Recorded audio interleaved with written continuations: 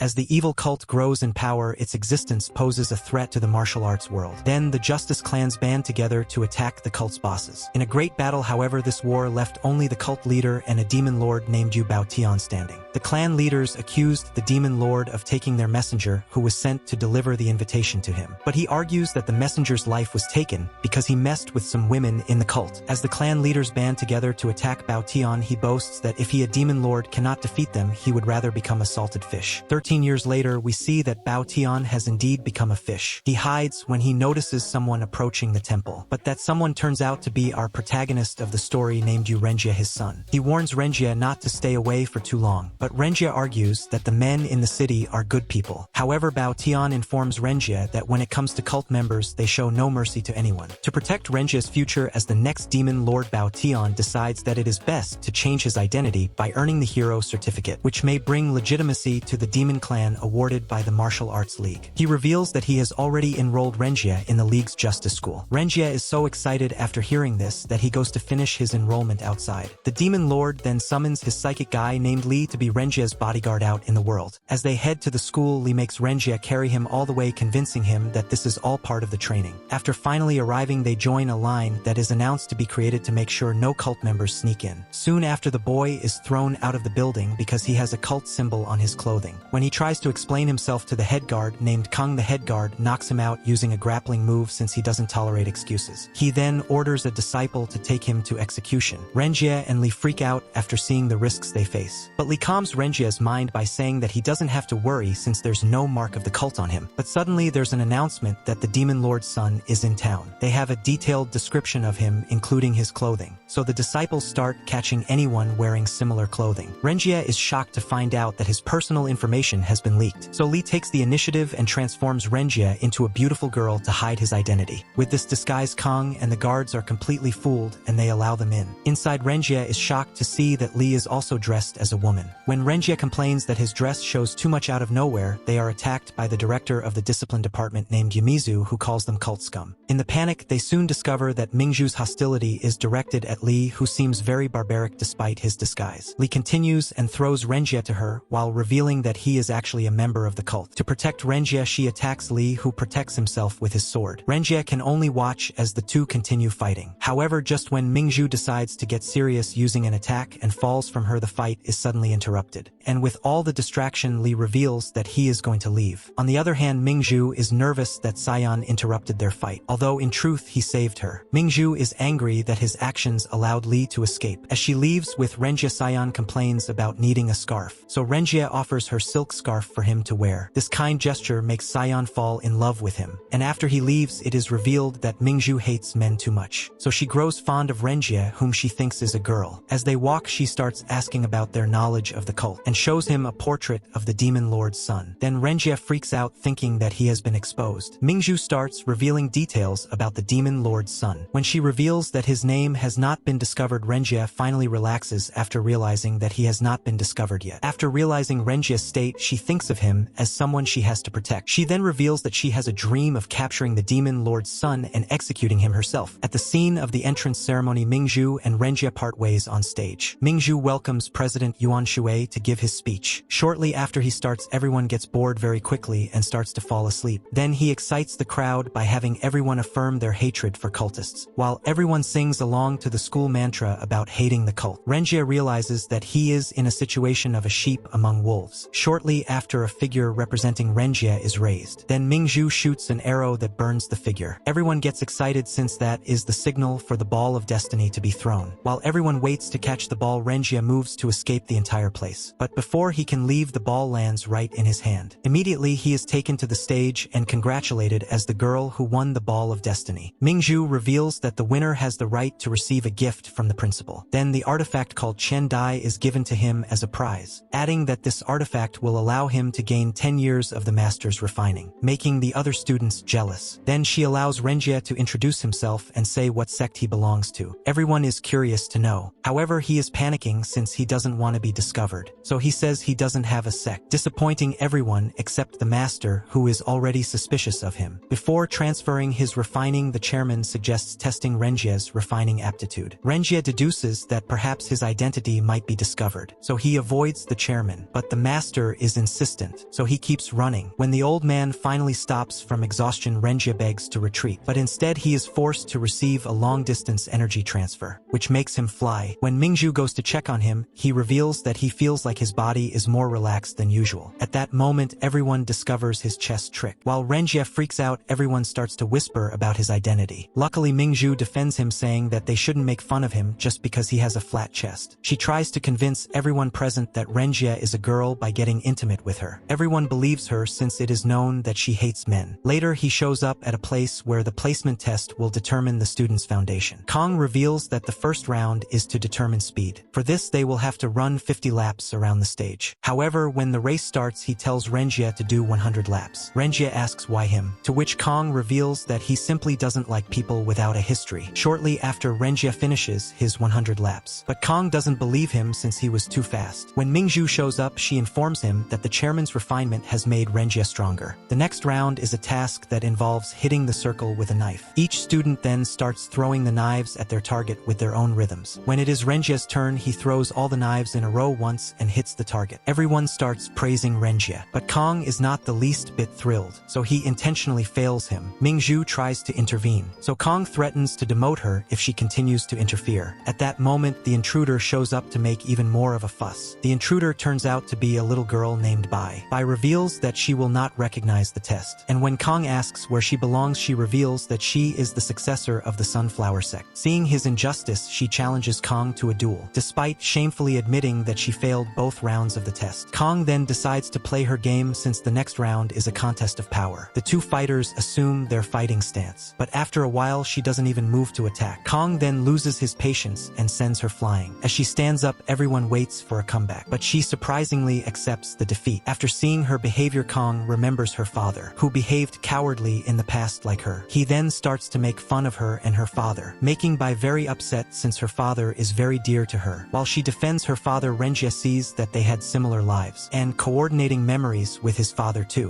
When Kong decides to end the duel, he uses an attack and falls, but suddenly the attack is blocked by Renya. Renya challenges Kong to a duel in the hopes of restoring Bai's honor. Then the two fighters charge their kais. Kong becomes the aggressor in the fight, and Renya evades all of his attacks without fighting back. As the fight continues, Renya begins to be surprised by his impulsiveness, since the Demon Lord warned him not to use his Kung Fu technique of the cult in public, since its power would be immense. We then discover that when he was little, he was taught skills and techniques by the cult members. Also, during the final battle, some old men from the cult passed their kais to Renya before they were defeated by the Justice League. As a form of retaliation, the Demon Lord allows them to slap their opponents, then he makes Kong fly. Kong remembers that the name of the slapping skill is called Utapa of Forgetting the World, and it is used by members of the cult. He deduces right then and there that Renji is a member of the cult, but before he can do anything, he is tortured by the lust that is a side effect of the ability. After the battle, everyone hails Renji as a hero, but at that moment, the disciples appear with a recognizable personality who Mingzhu says is the chief named Buxing. Bai tries to talk to him, but Mingzhu stops her. When Buxing walks to find Kong,